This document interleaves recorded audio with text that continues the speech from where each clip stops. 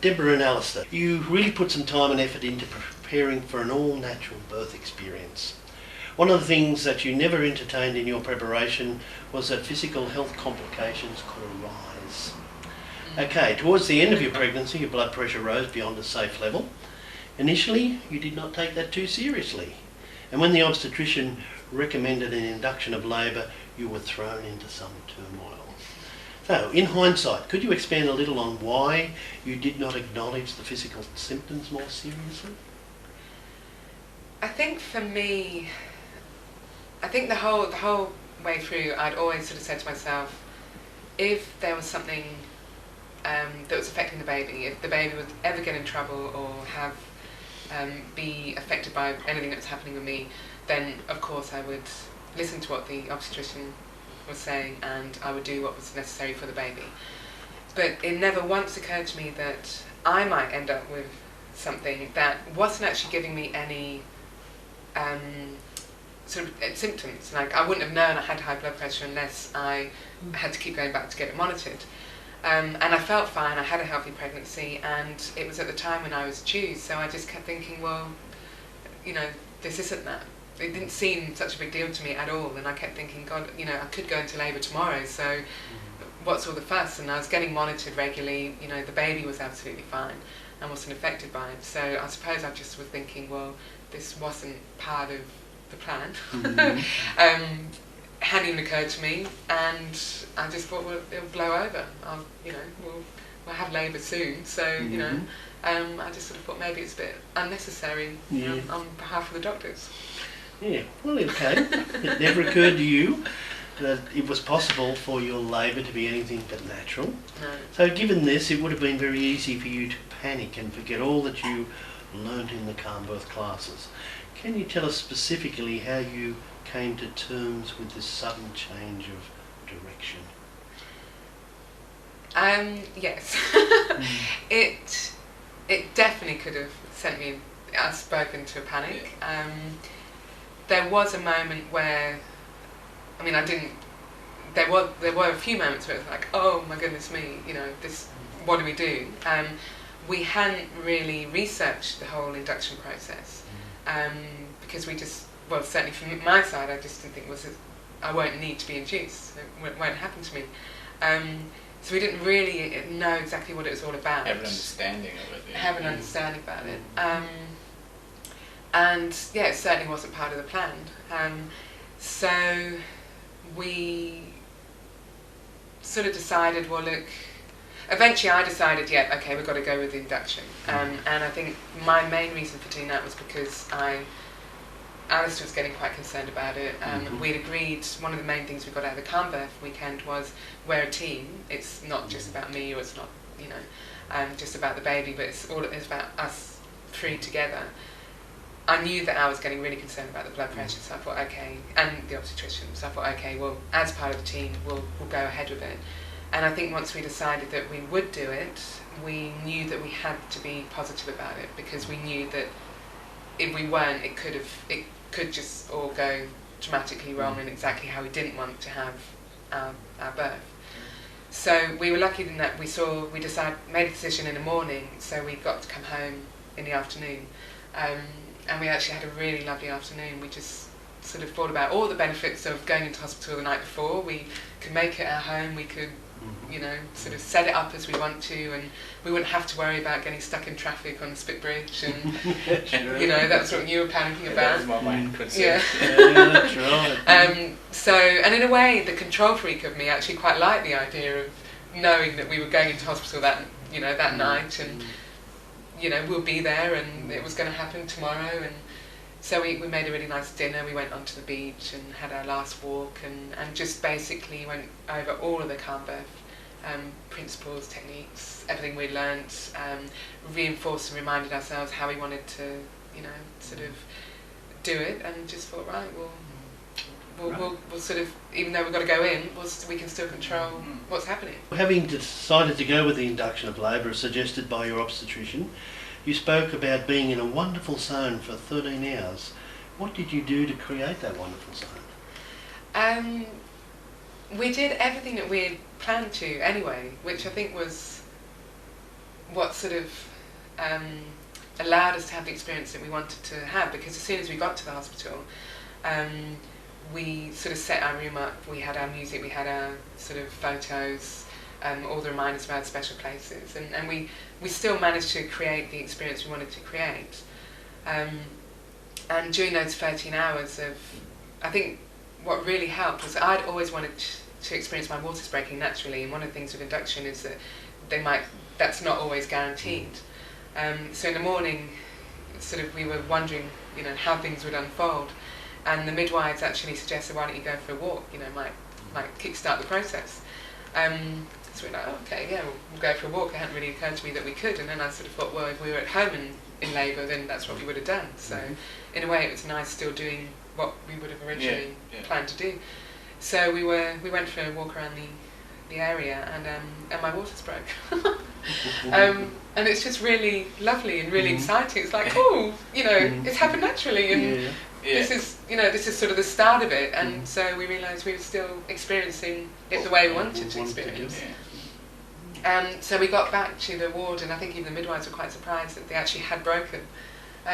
So we knew that we could go into that sort of, it's almost like we went into our whole breathing, positive visualisation, and it's just, I think the more you do it, the more in the zone you get, and it was just, it's just wonderful. We had prepared for it, in fact, that we'd set up playlists in terms of, we nicknamed sort of Liam certain things during the pregnancy, and we'd set up different playlists with what his nicknames were. So we had that music ready to play, so we just sort of had it all prepped. Photo albums we downloaded onto one of the mechanical digital photo albums, and just sort of got it all set up. And as soon as Deb's waters broke, we kind of just went in, put everything up as we wanted to, and just sort of started the process in terms of what we'd planned, because it was kind of the induction aside. Now it's happened, the next stage is upon us, and we just sort of let it unfold from the classes, and that's pretty much where we had planned to do. So we just sort of started the process. Wonderful, really.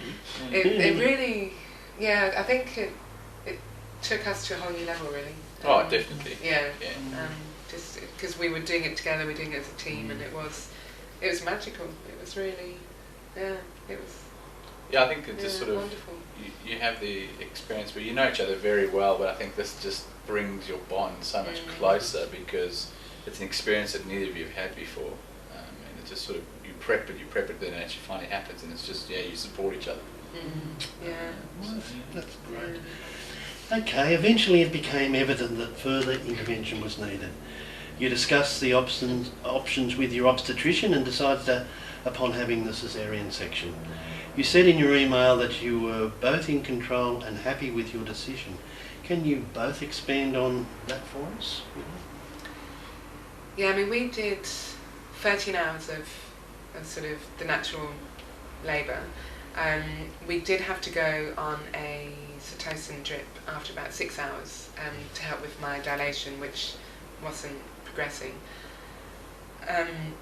So that was another intervention that we hadn't planned on at all, and didn't really know much about, because we hadn't researched it, because it wasn't going to happen to us. But I think by that stage, I think you get in the zone so much, and I also think we built such a relationship with the midwives. They knew exactly what we wanted how we wanted to do it, and they were really trying everything they could to help us, to allow us to do it, and to help us achieve the calm birth way. So, when we had to go on a Pitocin, and that still wasn't really working, Liam Basic was in quite a posterior position. He's a big baby. My cervix wasn't dilating, enough to allow it. And I think by the time the whole conversation of caesarean came up, we had full trust in the midwives and in our obstetrician. We knew that they'd allowed us to do the sort of 13 hours of how we wanted to do it. We also knew, really importantly, that we had done absolutely everything we could have done. And I was still just so delighted that I'd experienced my waters breaking, and that I'd experienced those 13 hours with you. And I think in the beginning, the whole process, that Deb didn't want to have any pain relief and didn't want any medical intervention from a pain relief standpoint, and we'd spoken to the midwives, and please don't use certain terms, don't suggest the pain relief based on your birthing preferences that we learnt in the class, and it was very much, and they adhered to all of that. So at no point did they suggest, because you're going to have syntocin, when you crank it up to a certain level, you may need an epidural. They never suggested at all. They let us make the decisions. Yeah. And when it came to the point that we tried with various different things, the syntocin, we'd gone for another 5 hours after we had syntocin, which Deb coped amazingly well through the calm breathing. You know, I was at one point lying on the sofa and Deb was kind of sleeping through it because she was attached to the machine, and I could see when the surges were coming on, and it was almost looked like she was sleeping. So, you know, that all worked. So they allowed us to do that. So when it came to the time to make the decision, we know we had tried everything we could and just had to then. And I think also by that stage, we were actually just in such a happy place. Yeah. We were buzzing. I mean, it was just wonderful, and we were just so excited about meeting Liam that we were just like, I remember just thinking, I just want this baby now. I just want to meet him. We didn't know it was him at that stage, but we're just like, let's just do it, you know. And I think we also had a bit of one thing I really wanted to maintain during the whole thing was having a sense of humour. One of my friends recommended that. And I think at the time I remember thinking, you know, well, hey, this could be, you know, new experience. The staff were great, you know, we kept apologising for getting them out of bed at 1 a.m, and it's just actually a really personable experience. Kept apologising. I was like, it's their job, but we kept apologising. And it's amazing the bond you can create with you know, the staff. And, so actually it was enjoyable. And generally they do want you to have the great experience, the majority of the staff, the medical people. But I think that's one thing I realised, because I've always been a bit of a cynic with the medical profession before. And I think one thing I realised during the process was that they were on our side, and that was a big shift in mindset for me. As soon as I realised that, and that was quite early on, that really helped us with, you know, I think we felt in control of it, but we also felt they were on our side and they were helping us as well. That's great. Okay, some mothers may have felt let down and disappointed being in your situation. That is, totally preparing for a natural birth, yet because of the circumstances having to have your plans change so dramatically. You were still able to say to me, I will never look back with regret or anxiety, but rather with wonderful memories of the most amazing day of our lives. For those couples who end up in a similar situation, could you both tell us what contributed to make your birth experience so special? I think above all, it's still your birth, it's still your labour, it's still your baby.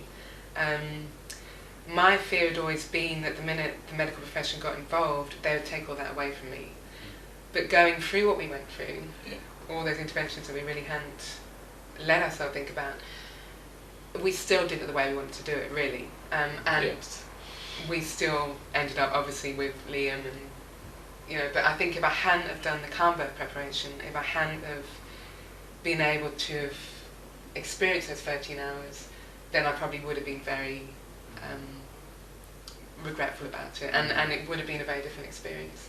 But I think the key thing was that even though things happened, we still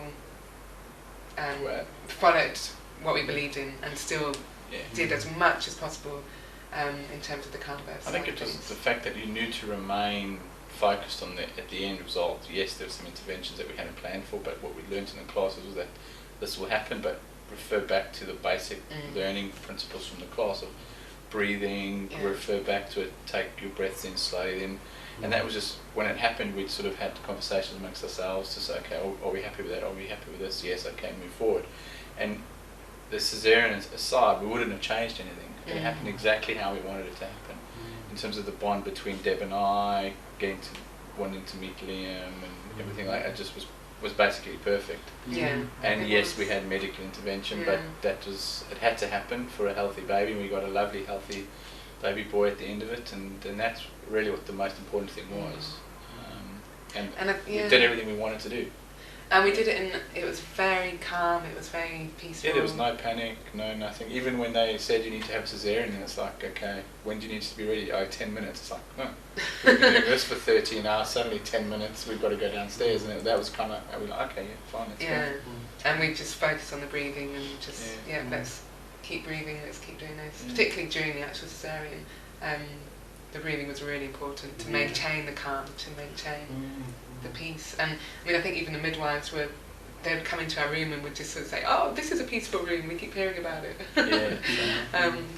So you really created a. Yeah. You know, given the sort of way things unfolded, you still created that peaceful. That's exactly it. Yeah, and you can still do that no matter what happens. Exactly. You can still do that. Yeah.